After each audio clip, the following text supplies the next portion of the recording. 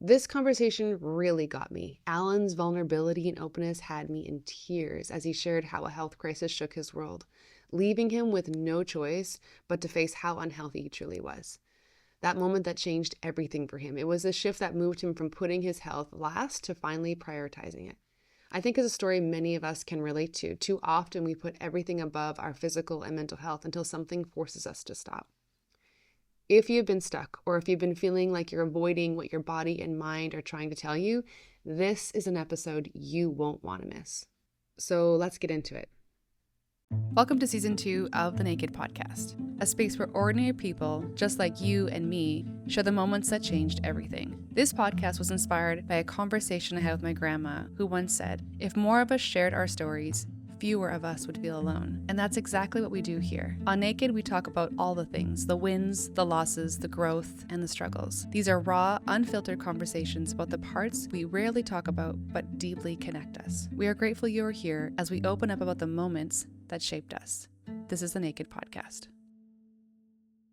Well, I am very, very excited about this guest today. I've literally been anticipating this conversation, but we've just been trying to find our worlds. We live in two different parts of the world right now, and trying to find a connection and time to be here has been difficult, just because there's been so many happenings. But this beloved guest of mine is one of my most dearest, most loved friends of mine. It's her husband, and I know bits of his life because I got to see it through the light of her and being at their wedding and everything like that. But I am so delighted, Alan, that you're here today to share your story, because I honestly don't know a lot about your journey. And I always feel so honored that people say yes to being here with me on Naked. So thank you. Oh, thank you for having me. This is amazing. What an opportunity. Yeah, I am just literally so thrilled. And like I said, Alan is like, he is one of the sweetest. Well, he is one of the sweetest guys. I mean, I couldn't have probably handpicked a better person for Laura, and for her girls. I am so, so glad that you two found each other in this world. And as a dear friend, I'm like, it just makes me so happy. And now I get to have you here and hear more about where you've come from and your journey. So maybe to start off, you could tell the guests a little bit about who you are, a bit about what you do in life, where life has you right now, just so they can understand a bit of who they're listening to. Well, just to go back to what you're saying about with the journey with Laura, we know we've often we often talk about that as husband and wife, laying in bed, because the connection that we have is, how we met. It was we passed each other by so many times throughout life. I think, we started out. Was born and raised in New Brunswick, and a good maritime boy, and eventually I made my way out west to Calgary and settled here in Calgary. And it's interesting because when Laura tells her story where she lived and the kind of timelines, and even like the bars we went to back in the 90s and things that they're like, we passed each other by. We had to. It was almost impossible. So I often laughed. I was like, "Do you ever see like this 6'7" guy walk by you?" Like, I'm not, I'm like not undercover. I'm pretty easy to pick out, and we often laughed about that. From like us we both lived in the same neighborhood in Calgary in Bowness at the same time, and there was a 7-Eleven where and a laundromat right beside there that we both talk about basically the same time that we went to. That Wow. we passed by, and we talked about there was a pub in the northeast in Calgary that we would attend to, and again there was just all these, just like that like just that stranger that walks by. And it's interesting even how when we met, I was living in south of Calgary in Mackenzie, and she lived in Airdrie, so far away, but then it was just it was meant to be, I think. And it was just just a every time it makes you smile, because Hmm. we're so close there, but maybe I have to think what maybe the timing wasn't right. Right. And when the timing was right, we were put together. It just happened. It was just a matter of time before your worlds crossed each other tight enough. They're like, "Oh my God, Oh, look at you." wait a second, you two get together. We've been trying to So do this no, for a long time. I know. We moved you out west. We moved you to Bowness. We put you in the same bars. Like, what are you doing? Come on, meet So each other it's already. exactly like Oh, destiny, faith, whatever your faith structure wants to call it. yeah, yeah, It was pre-planned, but we just kept missing the mark. yeah. Just, and we laugh about that. We laugh about that because oftentimes when it's like, 11:11, we'll send each other a text being like, make a wish, make a wish. And we have to like, sometimes because of our relationship, we're a little bit off there. It's like 11:12 and that's like, make a wish. Close Come enough. on, close enough. Yeah. So yeah, so no, so that's super interesting story there, and I'm always happy to tell that. But for me, no, like I said, I originally from New Brunswick, born and raised there, and then I moved my way out west, and it's been many years. So it's funny because people will ask. Like I met somebody just recently at an event that I was at, and they said, "Oh, where are you from?" And told them, and they were like, "Oh, from New Brunswick too." And when did you move out here? I'm like, I moved out here a while ago. I don't know. They didn't realize how old I was, and they were like, "Oh yeah, me too. I moved out here in like 2015." I'm like, "Oh, You're a newbie. 2015. Okay." I know. I was like 2015. I was like, mine was the late 90s. Yeah. I was still in the 1900s when I moved out here. So yeah, portage, got my canoe, my Voyager out here. So yeah, so I moved out here, and yeah, just trying to find myself and trying to find my way in the world, and just a lot more opportunities here. I actually remember coming here because I went to my sister was living out here in Calgary at the time. This was back in the just before I moved out here, and I came for a 3-week visit and came out, visited, and we were walking. I still remember it was a Chinook Mall, and I saw something on the window I've never seen in my life. It was a help wanted sign.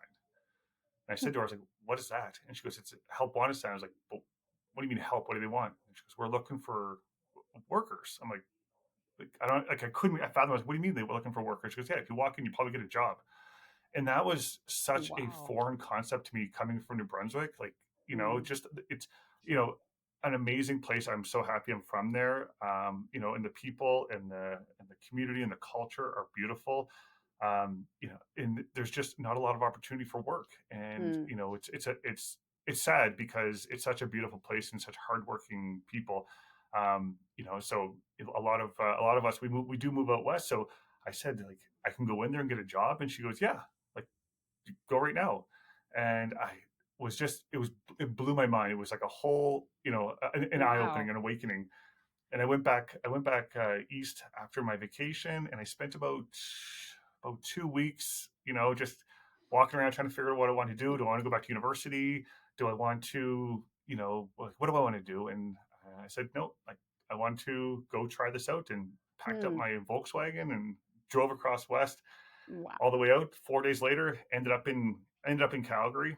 And then yeah, so just my journey has brought me to a many has just unveiled many opportunities. So thankful for Calgary, for Alberta, for the West, and that just giving me those opportunities, whether it's work, whether it's education, but the love of my life, all Mm-hmm. of the All all the of the things. things.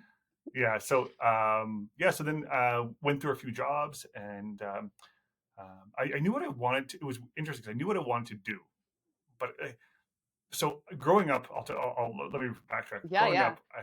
up, I suffered from some hardcore ADHD, medicated ADHD and asthma, and just like all of the sickly kid things you could think of. That was me.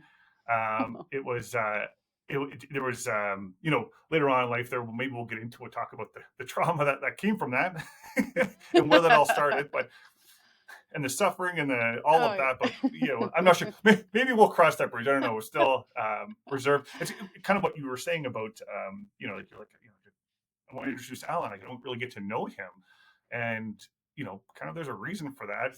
'Cause I am guarded. I will say that. Like it's. Um, I try to open up, and I always said right now, my wife Laura, she knows the most about me, and it's scary Mm-hmm. to be Mm-hmm. that vulnerable and that open. But I'm so thankful. So anyway, yeah. So of course, I come out west, and I knew what I want to be, but it's like I knew what I wanted to do, but I just didn't know what that looked like. So I knew I wanted to help people. I knew I wanted to work with community, and I wanted to do something with the law. And I was like, the law. So I didn't know what that meant. I first thought I was a lawyer. I was like, maybe I want to be Okay. a lawyer. I didn't Yeah. want to be a lawyer because ADHD and not much reading and retention, they don't go well together. I was a little bit concerned with that. So that wasn't going to work. And so then I worked as So I was like, okay, I'm going to focus on working with people. So I worked as a resource counselor at a homeless shelter in Calgary Oh, for cool. about 4 or 5 years. Yeah, it was amazing. It was one of the most humbling um, opportunities I've ever had, and it basically shaped me to move forward on my journey, my path now. The people, the resiliency, the love, the respect, just everything was just encompassing. Hmm. It was beautiful. It was tough. It was when I say it's beautiful, it was like it was brutal. It was Hmm. brutal, Yeah. but Totally it was beautiful. beautiful. Yeah, it was. Yeah, the stories that come from that are just out of this world. Hmm. And then so I was like, okay, I'm working with people. I'm all good. I got the people, whatnot.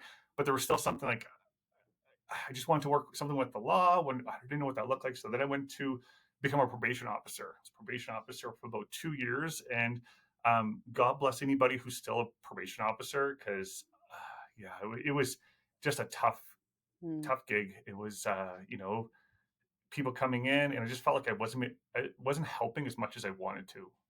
I was following the law, I was going to court, doing all the court orders and everything, but it just wasn't helping people. It was more just like checking up on them. I was like, Hmm. this is what I wanted. And then I remember it was a beautiful summer day. I was walking out of the office of the probation office with the other probation officers, and I was walking by the C train station. Down by a high traffic area, and there was a police officer on the ground in a fight with a person, and the person had them in a headlock and the radio. He couldn't get to his radio, and there was just a whole bunch of chaos. And I said to him, I said, "Do you need help?" He said, "Yes." So I jumped in, and we were able to work together to effect an arrest to this person where everyone was safe and no one was injured. And then I stood up and looked around. And I was like, "Oh my god, there it is! That was it." I was like, it was like, but it was right in front of you. Like we see police all around. You see it on Yeah. TV, whatnot. I don't know. My brain just couldn't match those two together. Hmm. And then then I started the journey on policing. It took me a while to get there. I wanted to make sure I was prepared as much as possible because the application is so long and Hmm. it's a lot. It's a lot of testing, a lot of polygraph, all of the things you could think of. There's a lot there. Did get a few rejections, got a Hmm. few deferrals, which happens in the police world, and then I got a call saying, Hmm. "Hey, do you, we want you to come on board and start this new journey, this new outlook." So I did that, and now it's been 15 years, and Wow. still going strong, and um, you know there's days where I go home and I'm done. Hmm. I'm tapped out, emotionally, physically, spiritually, mentally exhausted. Yeah. Um, but the majority of the days I go home feeling revived. There's a sense of a joy and accomplishment, and a process that happens that you can't take away. So when you Hmm. see people who you've helped and those uh, those memories come back, and those people come back later on and they remember you, Yeah. and Hmm. it's just because a lot of times we're meeting people at the worst day of their lives, and Right. you know, and I think it's going back to like the homeless shelter. It's a humbling experience. Yeah. So yeah, that's where I'm at now, and that brings me all to So right you're here. right here where you are I, right now. I skipped a few. I skipped a few parts on that one on my long journey, but yeah, a few funny stories. Fast track to where you are now. It sounds like I've kind of always sensed this about you and known this about you from the things that I've heard because we've really had very little time, you and I together. But of course, I can see you are through the kids and through Laura. And you just seem like a real heart matter person. Like it just, like when you're talking about, I just wanted to help people. Like I just wanted to be a part and help people. And it sounds like how policing found you even. It was just like it found you through you helping somebody. Isn't that the most ironic thing? Like, it's just like your heart is just to help. And that's exactly how your vocation found you, is through you helping somebody. It's interesting because I mean, like you said, like I guess I guess I would say like I do lead with my heart, and sometimes like most times that's a great thing. Sometimes it makes you vulnerable Mm. and exposes you a little bit. So um, you know, it's it's I don't hide things well. I try to put the mask on, but sometimes I don't hide things. And if something's emotional, I'll say it, and I'll experience it in my own way. Mm-hmm. It's just so, and I'm just so interested in you and this what you do. What is what is the most rewarding part of your job? Oh, uh, just being able to meet people where they're at, Mm, and coming in as an authentic self, and just a person that, and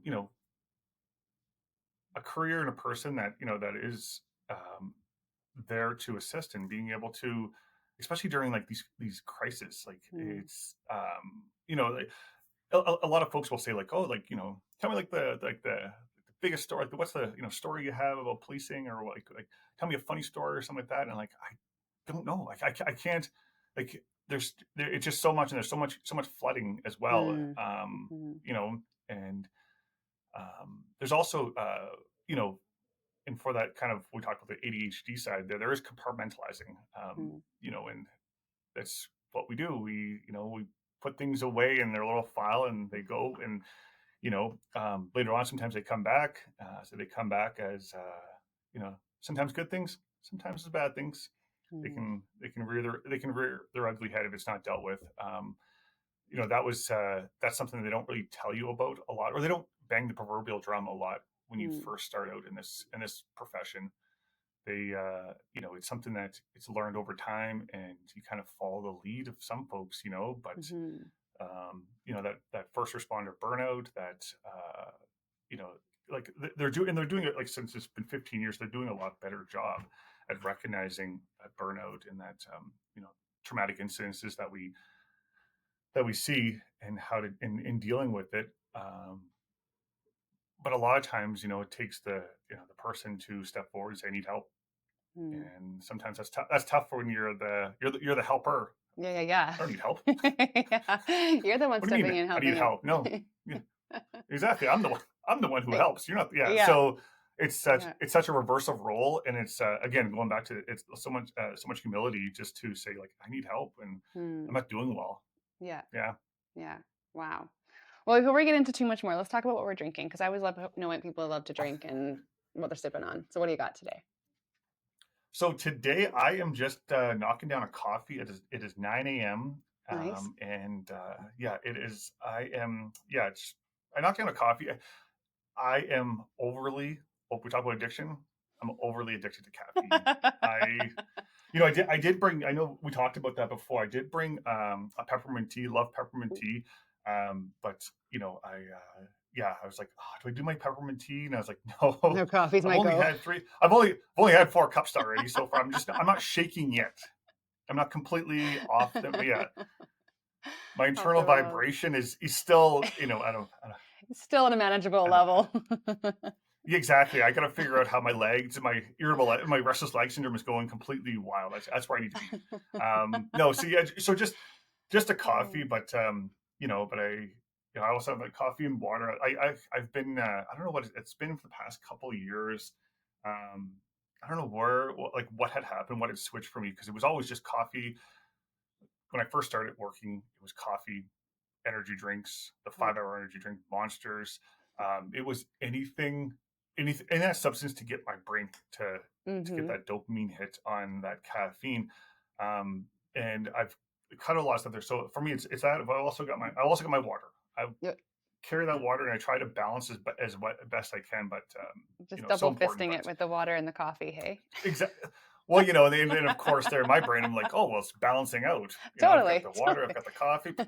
So Yeah. much liquid, so much liquid. I'm really hydrating. Really If I drink 4 liters of water, I can drink 4 liters of coffee, right? yeah. No, it doesn't work that way. Are you, I have to ask this because I'm What are you now like, drinking? oh, okay, what am I drinking? Okay. Well, I am not drinking anything too fancy. It's just some lime water with some ginger in it because I'm also in a climate. It's also 9 a.m. here. We are on the same time zone, but our climates are very different. Oh, It is like 28 degrees at 9 a.m. So I'm drinking something refreshing because the challenge here is to keep your body temperature below boiling. in this climate. So I'm just having something refreshing. I find ginger I think it's really, really good. I think it's 8 degrees here, and it was raining this morning, so I got like a couple layers on. Yeah, so I'm hearing what you're saying about the heat and things like that. Yeah, Two different worlds, really. But two different worlds, same time zone, two different worlds. it's right. Isn't that wild? It's actually Yeah, wild. And I'm like, okay, this is, we have such, I mean, I talked to people back home a couple weeks ago and it's like, yeah, we just got a foot of snow. And I'm like, it's just wild, that we can yeah. all exist in the same blue dot and have such different experiences of life. It's And wild. I think it's we don't realize how big it is, And I think that going back to what I said, like even the cross trek across Canada, like the journey Yeah. across Canada, that 4 days in 4 days was pushing it, but just how big this country is, and then you Yeah. see the blue dot, like I've visited my best friend Darren in Australia, and just complete like so far away, but but we don't think about that. Sometimes we like get stuck in our city, our province, whatever that little Mm-hmm. bubble is there. But yeah, like driving across this country, there's so much to see. When people say there's vacation, I don't know where to go. I always say stay within. Go east, go west. There's so much to Yeah, yeah, see. yeah. There's like and it's So beautiful, and much. there's just It is. and the cultures and the people are so different throughout this vast land, and it's beautiful, and it's worth it. It's really Yeah. worth it. Yeah. Yeah. Canada is quite something, which is quite something. Is so many different. I went out to the island in December, Victoria, and I was like, it's just green and lush, and like there's just vines everywhere, and I'm like, I was an hour flight from Calgary Yeah, to the island, or an hour and a half, and I was like, wow, I just came from a snowstorm. This is just like it's like it's like I'm in a jungle. It's just amazing. So yeah, another Canada world, like a has rainforest. I'm like yeah.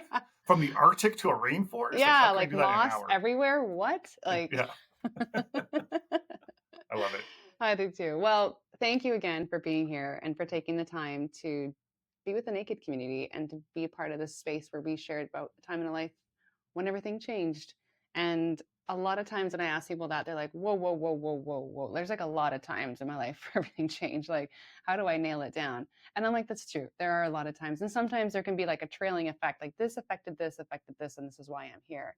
Or sometimes it's just one, like really one specific moment where it's like, no, this really stands out for me. So I'm curious to know, when I asked you this a while back, was there something that immediately came to you, or were you like, oh my god, like there's so many things? Yeah. There are like I mean there are so many there's so many moments that have happened um, throughout this course. I mean, I think I talked about some of them with the journey, even like coming out west. Like Mm, mm-hmm. that's life changing. Um, you know, finding my passion for my career, and how that happened. Finding Laura, Yeah. in family and all of that. There's been so many, I guess, aha moments, or taps and like little whispers and taps on the shoulders, that often I think that's a lot. Often they can go unnoticed. Mm. They can pass by as just, oh, I haven't got time for that. I'm too busy. Um, you know, it's I'm chuckling because I had I think this like a lot of this came from like when you say like my kind of moments there is for me was my focus was health.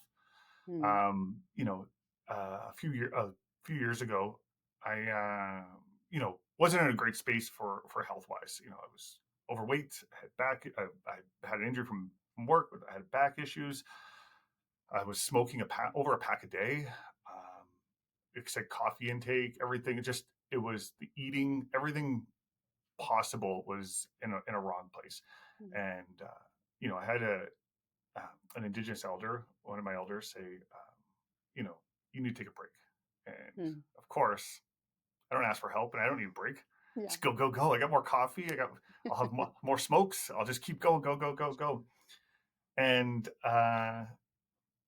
interestingly enough, they said, if you don't take a break, creator will make you take a break. It's up Mm. to you. And I was like, no, I just gotta, just gotta get this one last thing done. Just gotta get this one last thing. I just gotta, I just have to do this one last thing. I just have to keep going. Oh, I'll just knock this out quickly. I'll just go to this one thing, and to the point there where I needed a break and I was forced to take a break. Mm. Um, and I think that was um, one of my most recent eye-opening or aha moments. And then because for that time there were like being in that unhealthy manic hyper focus state. um I don't hear, you can't hear the whisper, you can't hear Mm-hmm. the taps on the shoulders, you don't feel them, you don't see them, you don't see the signs, Right. and then um when you're in a hospital bed and you can't get up Mm-hmm. and you can't move, you're kind of forced to be present, you're kind of Yeah. forced to listen. Like, can you keep passing my phone, we can't have phones in here, like, just Yeah. what do you mean? And just in that anxiety. And so yeah, so that was a big aha moment. And when you hear the things, things like pre-diabetic and sleep apnea and heart condition and Marfan syndrome and all these things. But now you're like, what the heck are you talking? No, fine, Mm-hmm. fine. No, gotta keep going. And and I think for me and for you know everyone around me, when I say everyone, like friends, family, just everyone, I had to listen. And I think I think I did to the best of my ability. And yeah, it's been a long journey, but it was a wild time. Going from almost a pack and a half a day smoker to nothing, Oh. just quitting. And I'm like, and anybody who's still smoking out there, you can do it. It is one of the hardest things I've ever done. It is, yeah, any time that, even, it's been what, 4 years now since I quit. And even after 4 years, you still think about it. Like, I'll always be that smoker. It's always going to happen. I can't have one. If I have one, I'll take them all. Mm-hmm. And I have to, like, I had to know that about myself, because I would never want to go back because of how hard it was to that journey. Um, you know, but even that, and that came from, again, listening, being present. Mm-hmm. We were in bed and Laura was on my chest, and you know, where she says, assume the position. So, because she's small, so she lays on my Totally. chest, and she She's was like, and she was like, what the hell is that? I was like, what do you mean? She goes, have you heard your lungs? I'm like, obviously I can't hear my. It's kind of tough to get my ear down there. I was like, no, I haven't heard my lungs. And she was like, she said that they were wheezing, they were like just like struggling, Mm. and I was like, oh, you don't, You don't and realize. you don't No. until somebody you care about or love or somebody tells you. And so that was kind of, so all of these things were steps, of the aha moments to, I guess, a healthier lifestyle. I had to Mm. make those decisions on what was important to me. In Right. in the police world, when I first started, they always talked about what's important now. And it's like, at the time, there 15 years ago, like, oh, what's important now? But Mm. it was true. What was important to me now? Yeah. Like, what are your priorities? And moving forward, and like, for me, my priorities, like, when I reflected, especially after that, with the lungs and the weight and the hospital, and just like, you know addicted to everything that could, soothe whatever was going on inside. Mm-hmm. um it was, I had to take an inventory of Mm. what are my priorities and what is important to me. And I said, like, being a good husband, Mm. that's a priority, like being a good father, my family and friends, my career. And if Mm-hmm. you notice, that last part there was the last one's going to be my health. And I was like, my health needs to be higher than this. Mm. So even that was an adjustment, because I put them out there. And like, say, my career was above my health at Right. the time. Right. And I wrote them down. I wrote them down in a book, in a journal. And then when I reflected later on, I was like, what? Who puts their health below their career? What? Like, like my mind, body, and spirit are like I have to get my reports done before my mind. What? Like it was just it. Yeah. So it was just so much like of this journey of wow, like there's some definitely room for improvement. There's some opportunities for growth here. Yeah. So I did change it, and I did change it where being a good husband is still number one for me. Yeah. Being a good father is still there at Hmm. the top. My health. I can't be good. I can't be good to be a good husband and be a good father if I don't have good health. I can't take care of myself. Yeah. My friends and family, and then I put career down. Down there. It's on there, but it's not my priority. It's not the priority. Right. It's like that thing they Yeah, always say when you're on a flight. It's like put on your own life vest before you put on anybody else's, and how like exactly. how common it is to um to do the in the reverse roles. You're just like, oh, mine, I don't know. I'm just gonna swim over here and like just continue to paddle. Well, I'm trying to hold everybody else up, and we know how sustainable that is. How long can you tread your Oh, legs, tread the water, holding everybody else up? It's not sustainable. Which brings me back to this something you said earlier. You said you talked to the elder, and they said either you need to make this change, or the creator is going to cause you to. And what I'm really interested to know is you said I was forced to make that decision. And I would love to know what you mean by that. When you say I was forced to make the decision, was it your body just because your body holds score? Was it your body just, was it the lungs that Laura heard and being like, oh my God, something is not right? Or was it like, what made you? Because I think people that are listening will identify, and everybody's journey is different, but what for you was that thing that forced you? I don't listen very well.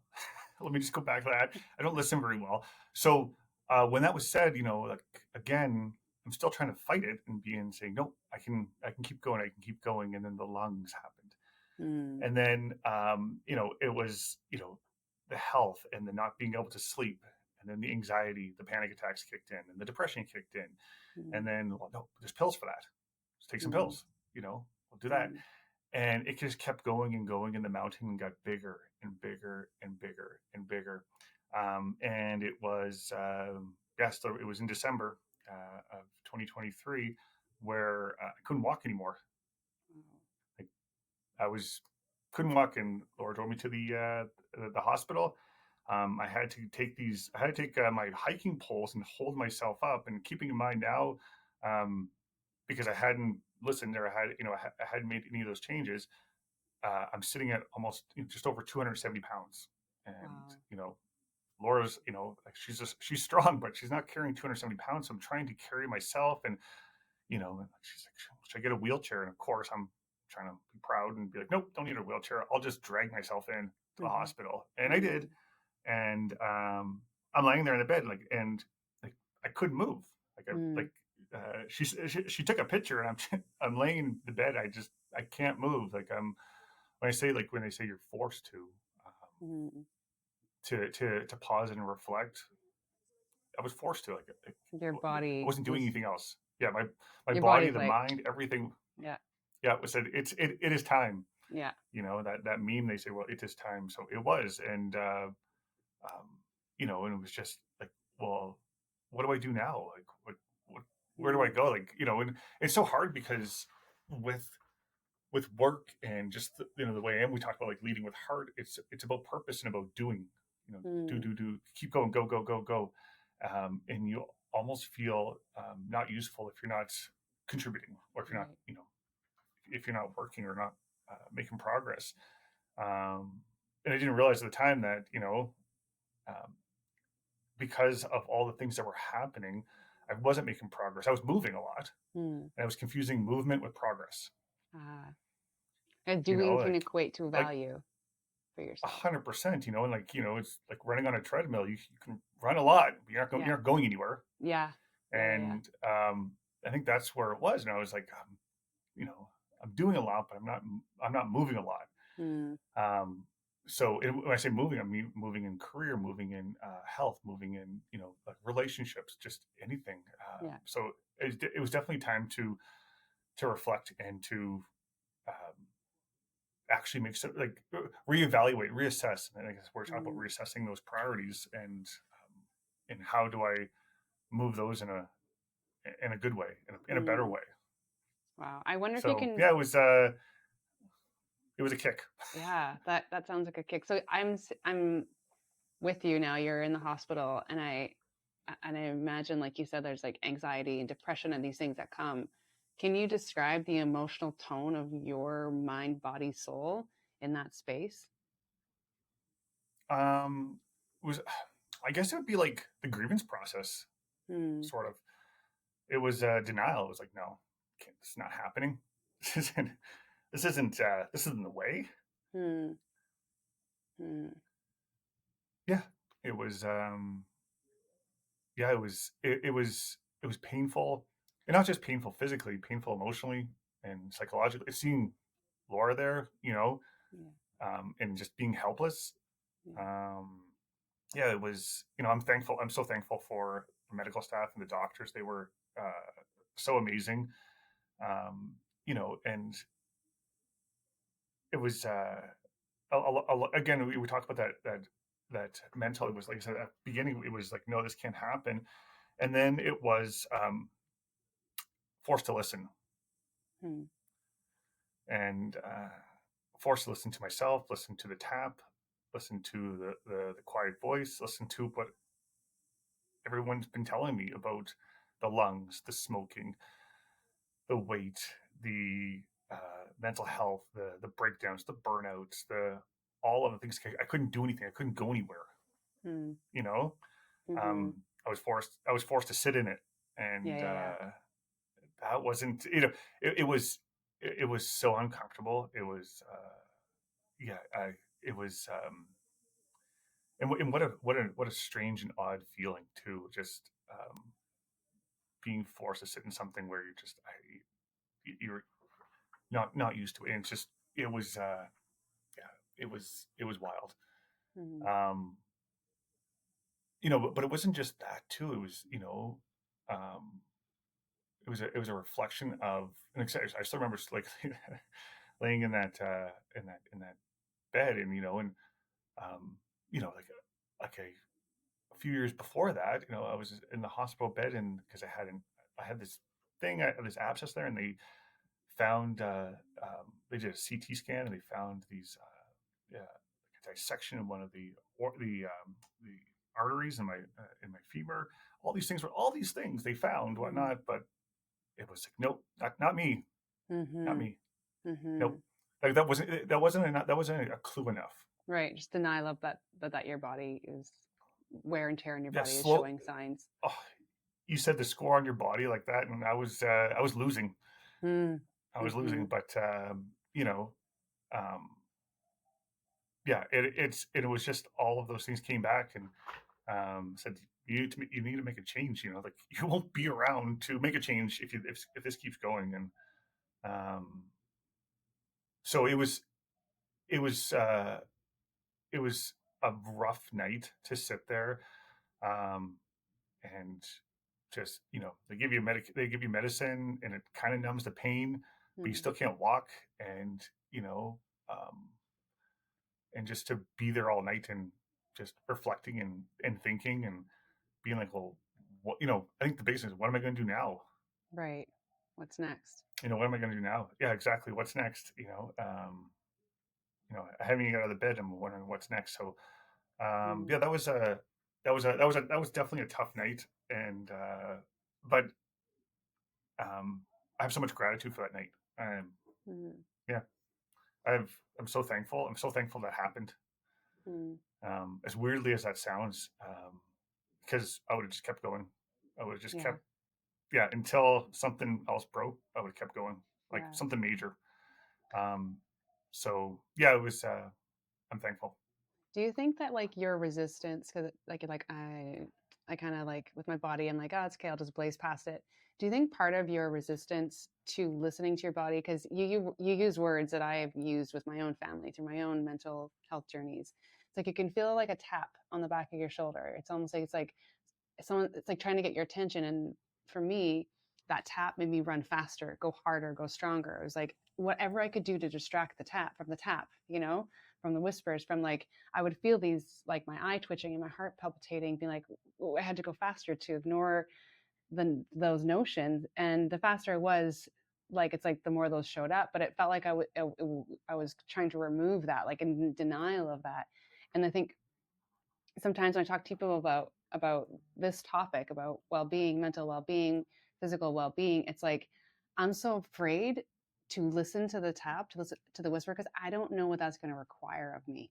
Like I don't know who I'm going to be if I listen, if I stop, because there's so much fear in the silence, in the stall, in the pause. Yeah, and I think one of the big influences for me for that, like, I hear 100% what you're saying. I have all the empathy and understanding because exactly. Um, and one of the most influential people that I've listened to, I've read, and just that's inspiring is Dr. Gabor Mate. Mm, And he yes. talks about ADHD and trauma response, and um, you know, it's so it's strange because when I listen to him or listen to him on any podcast or read any books, um, it's like I'm reading like myself, and I'm like, how do you know? Even when you're talking about that, about the running whatnot, and I guess like for me it was like, yes, I hear it, I ran, um, but it wasn't until I stopped and said, or I was forced to stop, and I said, what am I running from? Mm. That was the a scary, like, I don't maybe I don't want to know. I don't want to unpack that. Yeah. Like what am I masking? Like what am I smoking, eating, high risk behavior, drinking, all like like Yeah. what am I suppressing? So Mm, I think mm, that was um was a big one for me, and um with the ADHD, it's always like, well, I'm better now. I'm good. Like, that I grew out of it, and I'm fine, and I was, it's it's not a big deal, and it is a big deal, and mhm, it took a lot to admit that. Like, it takes a lot to come up and say, yeah, it is a big deal, and um, you know, like I guess, like I would say, like the traumas and the suffering that help mold me, and that ADHD is important, and it's valid, and it's real. mm, Um, and you know, and if it's kind of like, yeah, seeing it and reflecting on it, and but if I didn't, okay, it wouldn't change. mm, I would just keep going. I would just keep going. I'm same as you. I'll keep going. I don't want to hear. Don't want to feel the tap. I'm just going to keep running mhm.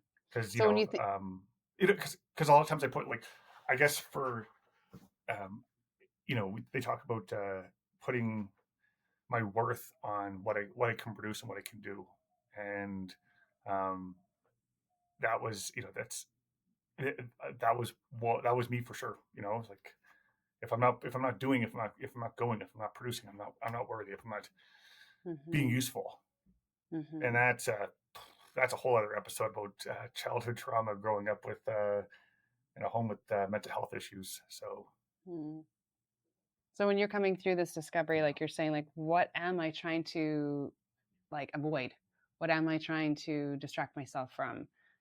Was there a point when you're like, through counseling, through all the things you went through to figure out, oh, this is where this is coming from. This is why I am where I am. This is why I've maybe numbed out in different ways, medicated, self-medicated with uh, cigarettes or whatever it is, to try to exist, to try to keep going, to be busy. Like, do you at this point have an understanding of what that driving force was, and how that will keep you from not returning to that place? If that makes sense, like the undertone of what got you to that place. um, yeah, like, there has been a lot of yeah, like, I'm so thankful for, again, I'm so thankful for a patient wife and a patient family. I'm so thankful for the medical staff. I'm so thankful for my therapist and counselor who have been able to walk with me on this journey and guide me in the right way, because it's yeah, it's been long, and there has been, even like, like even now, like, it's not like the journey's not done, like I'm still in it. I think, for the rest of my life I'll be in it. Just one thing, it's not going to go away. um you know this Mm. this Mhm. journey has no port. It's always under construction. I'm always on the way. But every day and every time, something new comes up, I learn something about myself, and I learn something about my past, and I learn something about why is this happening, and what happened that is is propelling this. So, Mhm. we Mhm. talk about that, even like you're talking about, the self-soothing and all of that, in that constant adrenaline, and that dopamine hit, and go go go. Where a really good place to get Mhm. that is working in law enforcement. There's Mm. a lot of things that happen, and it's just go go go go go go go. And so that's, that kind of where I said, like, I found that calling, because leading with your heart and loving and helping people, and it all in both, and it also fulfilled Mhm. a, um, that drive, that dopamine hit. Mm. Mm. So I guess for me was is like, how do you reconcile that? And once I, you know, now I'm a little bit older, and you're a little bit longer in the tooth in this career. It's not, like, and recognizing those adrenaline, and like that go go go, that drive. Um, like looking at things from a different lens. Um, but the one lens that's never changes, that's still that, helping people, and that compassion and that love, and leading with the heart. So, you know, I gotta ask myself, which one's more of the long term, and I think it's the heart one. The other one there was just, it's you know that story of, the indigenous story they talk about, the two wolves. I'm not sure if you've heard that. I'm not sure. Tell me. They talk about, yeah, they talk about there's two wolves, and, an elder says there's two wolves, and there's a good wolf and a bad wolf. And they're hungry, and they live inside you, and they want to come out, and they want to move, and they want to survive. Um, and so little the little girl asks the elder, says, well, which wolf's going to win? And he says, whichever one you feed. So, Mm. Wow. what do I want to, which one do I want to feed? And, and moving, I'm try to feed the good one, um, way more than that other one. Wow. Yeah. Wow. That's really, I've not heard that story before. That's really incredible. That so Yeah, it's, complete in our you know, lives so much. Like what I we think, decide to put our. oh, like where are you going to put your effort? Where are you going to put, your, um, your intentions, your energy, your frequency? Where are you putting it?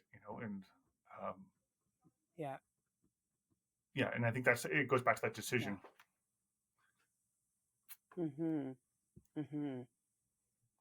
Have you found since that time with having that all those notions, your body telling you like wave, it's like waving a white flag, like I can't do this anymore? Do you find yourself a lot more in tune to your body, where you can feel those subtleties in yourself, and those are almost like gauges to say, hold on a second, like to check in with yourself, um, and to change whatever needs to be adjusted in life in order so that you don't end up where you were? Do you find yourself feeling very in tune to that? I would say, sort of. I guess the answer of this is going to be yes and no, and I know that's, and let me explain those, the yes and no. The yes part is because, I don't want to go back to that, and so, and I want to be here for, Mm-hmm. the people I love, and the people that love me, and everybody else. I want to be here. I want to survive, and I want to thrive. So um, I Yeah. do listen. But with that being said, my body was telling me all along, whether it's IBS, whether it's the lungs, whether it's not being able to walk, now, the weight, the sleep apnea, all the laundry list of things that go down, the mental health, the dark spaces, Mm-hmm. all of those. It was telling me, I just wasn't listening, or I just, Yeah. tried to move past or tried to run away from it. But so Right. I would say yes, I do, but I also have to be very cautious and not get too complacent. I, this is kind of like listening to your body, and being in tune with it is it can be a slippery slope if you don't. It just takes one time, and another time, Mm-hmm. and another time, and then you end up back there. And I've have recognized a few patterns of behavior that where you start getting back into it, and um, until you stop and reflect, and it's like, actually I need to not do that, or I need to slow down, or I need to change this up, and it's an it's a active conscious effort to not fall back into that. And again, it's like, as we said, it's that's why it's not going away. This is every day, Mm. just tend to my garden daily. I have to every day. I have to make daily goals. I have to um, you know just make sure that I've got my mask on Yeah. Yeah. before other people get their mask. I put mine on, make sure it's good. Make sure you're safe. What's the hardest part of that time that you don't often talk about? um oh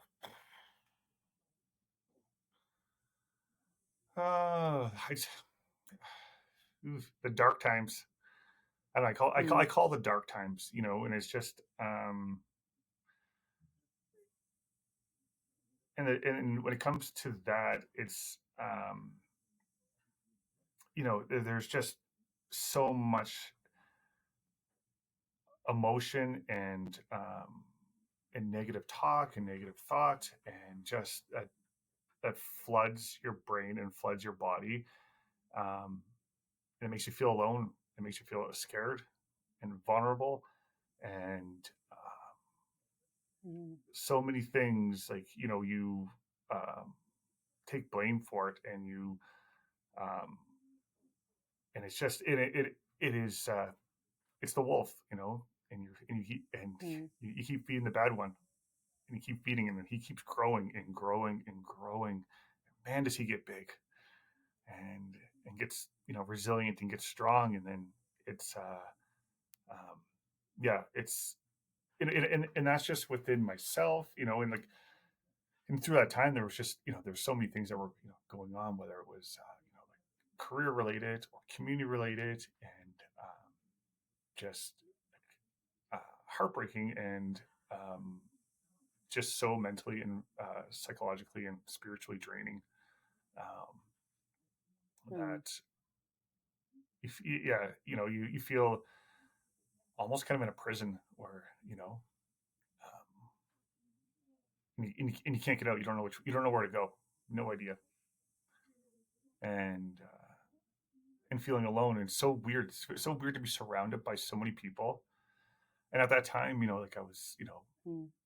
like a front facing person, like, whether it's the media, whatever the case may be, you're surrounded by thousands of people, thousands, and just Right. feeling so alone. Right.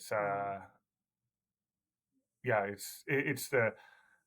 it's the weirdest thing to even, and it's so hard to explain, even to put into words what that feels like. Yeah. When you think back to that, is there Yeah. something that you think um, tethered you, whether it be a ritual or music or a friend that like in that isolation, in that space that would, I can sometimes think about it this way when think about mental health and our well-being, where um, for me, when I went through a really dark season, I would listen to the song by Mumford and Sons called Awake My Soul. And I remember listening to it, and it was like my feet just touched the ground. And it was like I could feel this connection, like, I'm still here.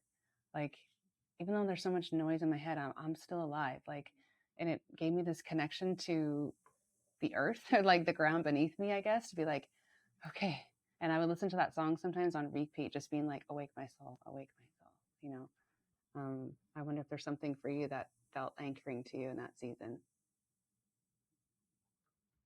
Oh, there was, I think there's a lot, and you know, whether like especially family and friends, definitely were anchors, and still are. A few other anchors that I Mm-hmm. had too was I have my Trishul aunt from Bacani Nation. She passed away last year, um, but at the time of this, going through this, amazing woman, an amazing elder, and just um, so much care and compassion, so much love. And she gifted me a Blackfoot name of Mistaxina, which translates to mountain man. And she did this in ceremony with before we did a walk from Bacani to Calgary to raise awareness for missing and murdered Indigenous women and girls. Um, and yeah, it was. I was like, mountain man. I was like, what do you mean? She goes, well, because you climb mountains, you're as big as a mountain, and you know, and you move mountains. I was like, move mountains. She goes, yeah, all the work you've done, all the community and everything, you've moved some mountains, and so, um, like carrying that Blackfoot name has been so grounding and humbling and honoring. Just and moving forward with that has been just amazing. Music, I think that goes back to the ADHD. Is I have that love for music and the repeat button. Songs and just um, you know, and just yeah, yeah it would. Well, I'll tell you one thing now. I'll tell you it's the one thing I listened to repeat, and where I also knew where I was, another kind of clue where I was like, oh no, I'm fine. Was driving, and I listened to it a lot. It was I don't know if you heard the mountaintop speech by Martin Luther King. One of my favorite speeches of Mm, all time of his. Um, yeah, his it's just from the beginning to the end, just like connects with me like to the core. Um, so I would listen to mm, that on repeat, like whenever I went for a drive and went around, and a lot of times there it would bring tears to my eyes, and I was like, "Why am I crying? What is this? mm. Like where's this coming from? Where's this living in my body?" And I couldn't figure it out, Yeah. and you know, it was that was happening, and then um, later on, that's when Betty gave me the name of Mountain Man, and I was like, did she know? Been to the mountaintop, now the Mountain Man. Mm, I'm like, what is this? Like, it's just, yeah, mm. if you don't believe in a higher being or whatnot, I'm like, I can't explain some things. Yeah. Yeah. Yeah. That So and it something was just, is that got this um, power. just something is, just something that connected those, um, you know, the yeah, it was. And for me, like music's always been an escape. Um, Growing up, I just I'm so Mm, thankful our little guy Tyson is totally into music now, and that connection, that bond, whether it's heavy metal or soft or anything or punk, and the history of music, uh, you know we just the connection on that is just so amazing. Um, but like growing up and growing up in a house that wasn't safe and was loud, Mm, mm, music was a great escape. mm, mm. Music holds a lot of power. I think it can be the most comforting. Um, it's like the words, the tunes, the melody. And then also it's just interesting how music can take us somewhere, back somewhere, away from somewhere. Um, has this It really does, significant power. just um, it is so powerful, and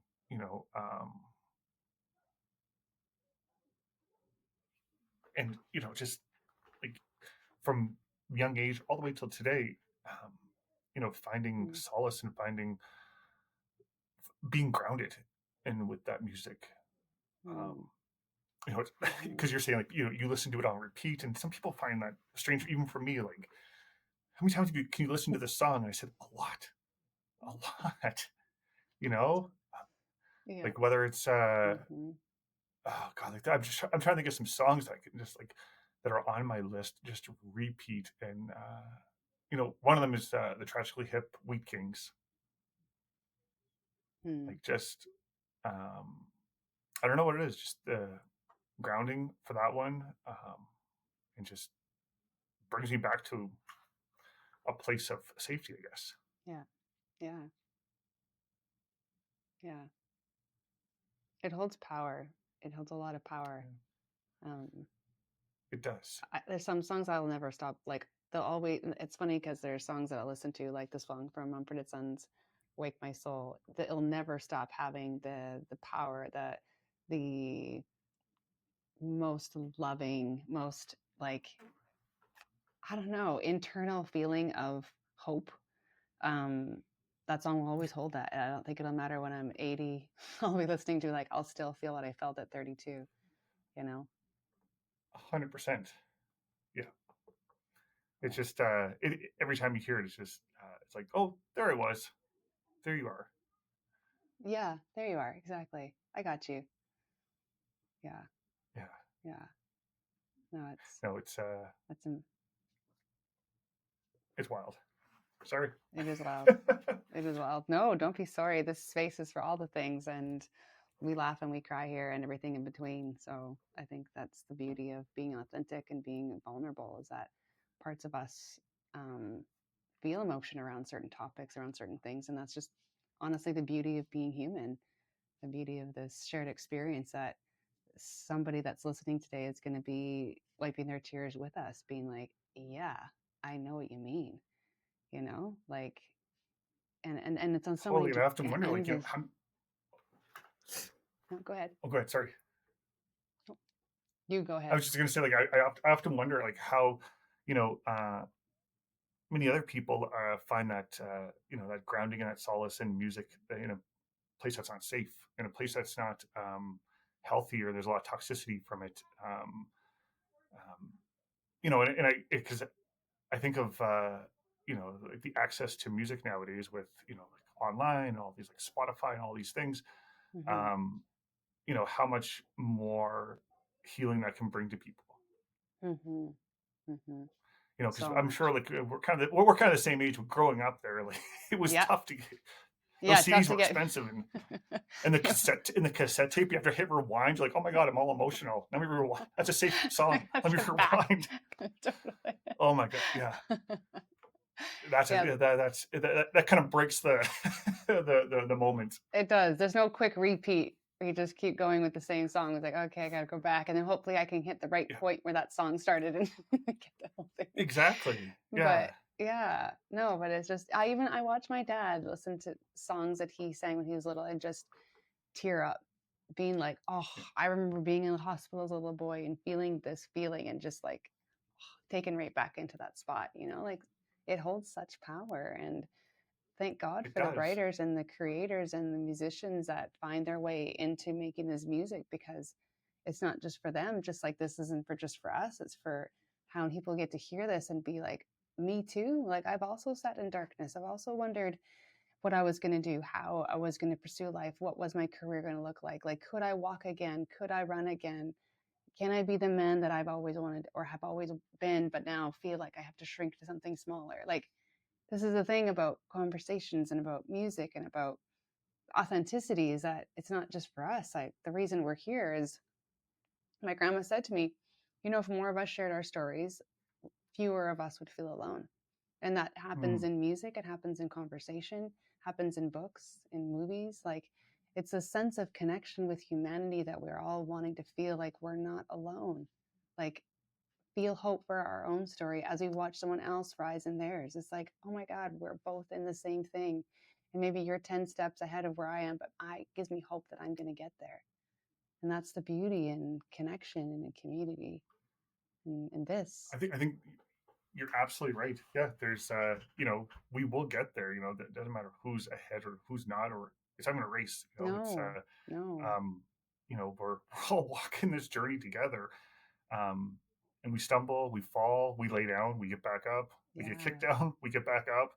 yeah, We get lost, we get back yeah. up, and we find our way. And kind of key point is we keep getting back up. And um, yeah, it's just and in finding things that do ground you and that hold true to you. You know, we like for the music, just a story we had. It was last year.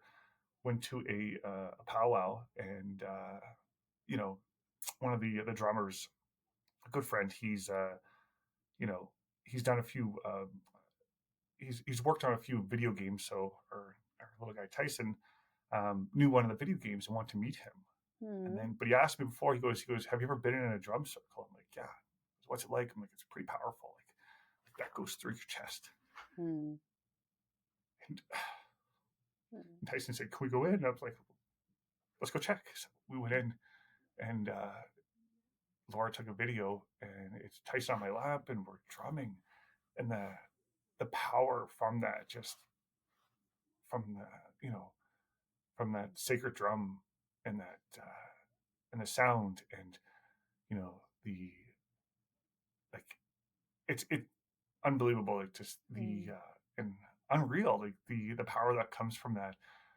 So I often, you know, focus on that, and being in that circle with Dyson and how Hmm. important that is. So I think that for people who are listening, like exactly what you're saying, like you're telling those stories, you're not alone. Hmm. Um, and you know, there's there's other people, there's other ways, and there's connections, and there's community. Whether it's a drum circle, whether I'm climbing a mountain, Hmm. and making it to the top, and just listening to music or listening to something, and just um, you know reminding myself that I'm Miss Duxina and making it to the top. Hmm. Yeah, Hmm. it's so important, and in a world that we're so connected. Even like I said, we talked about at the beginning, different country, same time zone, different Hmm. climate, different weather, Hmm. but we can feel so alone, and Hmm. it's and I think with everything that keeps happening, we're almost becoming more separated, and it's just how do you come back to that? How do you come back to um, that actual human connection, and the physical, and seeing each other and talking to each other and laughing and crying, and Hmm. and smiling and telling jokes and telling stories. Yeah. You know, I find um, a lot of that within community, whether powwow, perfect example, or a round dance, or going to a sweat. It's um, you know, you're beside somebody. You've got that human touch. You're feeling somebody. You're with them. You feel that connection, and it's important. Hmm. Yeah. There's that need for us to be in community with each other, and in like the good things, but also in the really hard things. And I hope that those people are listening today. If you're feeling a bit lost in your own journey, if you're feeling a bit alone, to reach out to somebody um, who is a safe space for you. Because the truth of it is that so many of us have so many parallels in our stories that they're not that different, even if we come from different cultures, different languages. That really we're all in this human experience together, and we're not alone. I want people to know today that you're not alone in this journey. And Alan, I think might be a good time to ask if there's somebody that is in this season that you were in 2023. What's something that you would want them to know? uh like like you said, there's community out there. You're not alone. um and it's the journey is tough. It's worth it. I often think about so another elder of mine is Camille Pablo Russell. He's from the Blackfoot Confederacy, and he wrote a book, and there's a book out there. It's called The Path of the Buffalo. um, and But he does presentation as well. He does presentation around the world. He's all over Europe, he's North America, and along with the presentation and the stories, he does a song, and he talks about the buffalo. So this is not my story. This is Elder Pablo, but he talks about the buffalo, and about how, if you ever notice, a buffalo has fur just in the front. It's bald in the back, and why is that? And Pablo explains that he had the same question when he was younger with his grandfather, and his grandfather had said, because the buffalo is the only animal that will face a storm, that Mm, will look at the storm head on and actually run towards the storm. Because the buffalo knows that if you run towards the storm, if you face it, it'll be over quicker. mm, If you run away from it, it's going to follow you. yeah. So we talk about running away things. So I often think about that 2023 is, be like the buffalo and turn and face that storm, Mm, and and you know and go head on. And like the buffalo, you're not alone. You've got a whole herd, you've got a whole community that are there backing you, or that are running with you, running beside you, running, and helping you along and encouraging you. Yeah, that really, like I said, I've seen this presentation a few times. I've hosted a few presentations from with him, and just a beautiful story, and mm, a beautiful metaphor, and just the wisdom from that. Um, you know, Thousands upon thousands of years, and it's still true today, like mm, 2025. So, yeah, I would say, um, yeah, being that buffalo, and facing it, and running towards it, and you're not alone. wow, I love that. It's and there's a song. Obviously, Janelle, you can hear my voice. I'm not a singer, so Mm. um, but there's a beautiful song that goes with it too. And when you're sitting in ceremony in a circle, and Elder Pablo starts singing the song, kind of like the big drums of powwow, your chest, you feel it. You're like, oh my god, why am I getting emotional? Like, Yeah, just, yeah. and it feels so heavy, and it's just, but afterwards, it's you breathe, and Mm, it's a beautiful breath, and walking out of there, it's just a different way of looking at things. It's just a whole different outlook, and yeah, I love it. Love it. mm.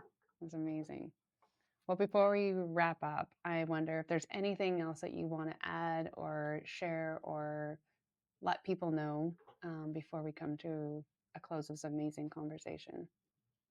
Oh, yeah, um, yeah, I guess, like, what I would say is, like, most recently, like, Laura and I were chatting, and I heard something on a podcast I was listening to, and a quote, and I wrote it down, so I don't forget. Mm-hmm. And so when we were driving, I said, Laura and I were talking about this, about we were talking about sometimes, like, the itch that we have in your heart, and moving forward, and, like, and doing something, and we also talked about looking at things from a different lens, different perspective, whatnot. Mm, We were just talking about this, and going on, and I said to her, I was like, oh my god, like, I I just recently, like, again, that connection. I just recently wrote something down and from listening to a podcast, and I was like, I think you'll love it. And she said, what is it? So I gave her my phone. It says, when you change the way you look at things, the things you look at change. Um, Wow. so it was pretty powerful of like, yeah, like looking at that different perspective of, we talk about, like I said, being alone, and changing changing that perspective of I'm not alone, and like being that buffalo and moving towards the storm. I mean, first Hmm. instinct is to run away from the storm. I don't want to be part. I don't want to deal with that. Yeah. But looking at just from a different lens, Yeah. and the way you look at it, and it does change. It changes the landscape. So I would say that, and I would say just again, like I said, like not alone, and um, don't j- yeah, I would say just reach out. You Hmm. know, there's Hmm. there's lots of love, there's lots of caring, and there's lots of people who who are going through it, Hmm. who are going through it Hmm. hard, and Yeah. especially in this career. Like the career, I see it. I see people going through it on a daily basis, like tough things, and and it's heartbreaking. And if we had a more community, I would hope that there'd be more support for each other, and maybe we wouldn't be going through such a hard time. So let's stop. Let's unplug and let's start connecting uh, more on a human level. Yeah. Yeah. I love that. Well, before we say goodbye, um, can you tell us what is bringing you joy in your life? Oh, what is bringing me joy in my life? Oh, seeing Tyson play his guitar. Mm. Um, yeah. Oh, just amazing. Just what an amazing little guy. Uh, yeah, just a beautiful soul and kind, curious, and so talented Mm. and in tune to what people um, are feeling, are seeing, and just like I call him like just a little wise little dude, and it's so amazing, and just so much joy from that. Just seeing him, we've gone to three different concerts now. We went to our first concert he's ever been to was Billy Idol. Wow. Totally 12 years old and loves the 80s, So I'm I like, love it. and he was singing along to the songs, just giving her, and I think you're the youngest the youngest person here, but amazing. And then we went to see Metallica in Edmonton, which was just amazing. We came back and it was we were basically deaf for 2 days, and it was like, you two stop, you stop going to concerts. She would be like, "Hey, can you get this for me?" No one would hear. And then we went to you'll like this one, Heart, a couple months Wow. ago. Heart, yeah, yeah, they're still That's from wild. 40 years, 50 years, or whatever it is there. Yeah, so He's well versed in it was the genres. he is, and Yeah. we've got 3 days. We have 3 days grace coming up in June, so it brings me so much joy to have that, be able to have that music connection with him, and just and seeing him grow and develop. And then there's a lot of things that bring me like that true joy, and still like working where I am now to help people, just spending all my time with my beautiful wife, and seeing her grow on her journey and her and where she's at, and that's just brings me so much joy. All the other kids, I don't want to forget them. There's 5 kids, so I don't want to just say, oh, just Tyson. No, the girls are doing so great, and they're amazing, and every day they inspire me, and I get a big smile from them, and they're always they're always surprising me in a good way. They're Mm. just they're all just beautiful souls, and of course, just still carrying that the joy of carrying that Blackfoot name of mountain man, and finding myself in the middle of nowhere on top of a mountain. Mm. um, they like, I don't know, a lot of folks will say, about finding space and going to church and going to wherever, their place of solace or their sacred space. And I find it on top of a mountain, Yeah. and Yeah. it's just a space. Yeah, it's I did what was the one, Hodling Peak, a little while ago, and I get up top there, and I have some community members from Pagani who gave me tobacco, because this was years ago. They gave me tobacco, and just saying, like, whenever you'll know when you know to lay tobacco. Hmm. Because in the community, you lay tobacco to honor people who are here, who have gone, who have passed over, um, people who you respect, people who you love. And yeah, I got to the top of that mountain a little while back, and yeah, I laid tobacco, and it was just like, what a beautiful moment. It Hmm. was like the joy that came from that. Um, I, I must have looked like the weirdest hiker ever. I was walking down the hill with this big smile on my face. People were like, this guy just cut. You're not supposed to look like that. You're supposed to be like hunched over, and sweat coming down. And I got this dumb grin on my face, smiling and whatnot. So just all of those things, yeah, and wherever, like, and my joy also comes from adventure. I know we probably should wrap it up, but just another story was Yeah. we had in going back to the mountain. So Laura and I, we decided to climb Sulphur Mountain in Banff National Park. If you've never been to Banff, people who are listening, amazing, Mm-hmm. beautiful, sacred place.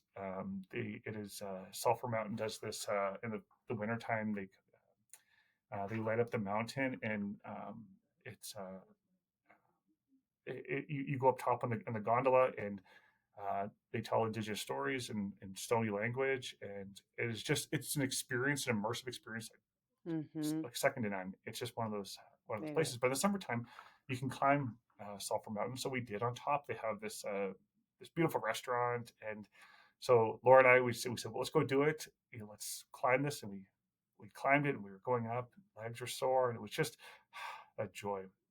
We got to the Hmm. top, and we were like, let's go for dinner. Okay, let's go for dinner. And so we sat down, and we're just, we sat down. The only thing that was open was the buffet, and so we're like, can we afford this? I'm like, I think we earned it. Let's let's do the buffet. Okay, let's do the buffet. So we did that, and so we sat down, we were eating and whatnot, and just chit chatting, and just, like, connecting. Um, so weird to connect on top of a mountain too. It's just Mm-hmm. another level. So we're just connecting, we're talking, and we're just enjoying each other's company, and just you know going deeper in our relationship, and just how beautiful that is. And then, um, which I didn't really even notice, this older couple behind us stands up, and they come to our table, and they said, "Just want to let you know, you two are such an amazing, beautiful couple."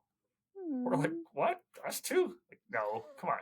I said, we're just Alan and Laura. We're just we're just being us, being our silly selves, and laughing and giggling. And they were like, "No," they said, "You two are just so beautiful, and I Mm. just we want to make your day better, so we took care of your meal." And I was like, What? "Excuse me?" Like, "Yeah, we took care of your meal." And I was like, I I was I didn't know. How Aw. you ever get caught off on things where you're just like, "Excuse," like, we just climbed a mountain. Like, I don't. This doesn't fit. I Yeah, yeah, was yeah, like, yeah. "What?" What? And they were like, "Yeah." They're like, and then they walked away, and there was Hmm. a piece of paper on the table, and I was like, before I tried to, like, thank you, like, but, like, they were just gone. And on the table was the receipt, and it said enjoy. And Aw. we looked at each other, and we were like, what? Like the power of humanity, um, Hmm. never ceases to amaze me. Whether it's somebody who's just paid for a meal to two complete strangers who are just Yeah. two kids in love giggling, to from that to seeing people rescue somebody from a car accident, Right. and administering CPR. Like, that power of humanity will never cease to amaze me, and just it puts me in awe every day. Hmm. And from the small to the big, I think that's one of the key takeaways from me in this whole journey is gratitude, is just Mm, being thankful that I get to experience that adventure with Laura from that meal, and I get to mhm. experience, helping somebody coming out of a car wreck. Yeah. Wow. It's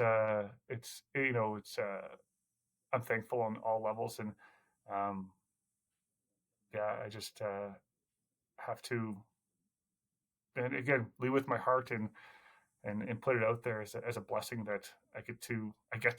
You get to. Wow. I love that. I love the gratitude. I think gratitude, well, it has such a powerful effect on us, the way we see things and the way that we live and the way that our minds are. And it's just a really beautiful practice. And I thank you for sharing that. Thank you for sharing that story, that the power of just, yeah, human connection again, right? Like humanity is the thing I learned the most about in my life, is that humans of the majority are a beautiful, beautiful people, and that they just want to be seen and see somebody. There is just this um, connection that we have, whether we can speak the same language or not. It's like this body, our smile, our faces speak a very loud, beautiful language that is universal. And I just am so, so, so grateful to have you here today, Ellen. I really was looking forward to this conversation a lot. And I'm really glad we got a chance to be here and for you to share your story. And I knew that you were an amazing person, but I just get to know more about you and even more of the amazingness that you possess.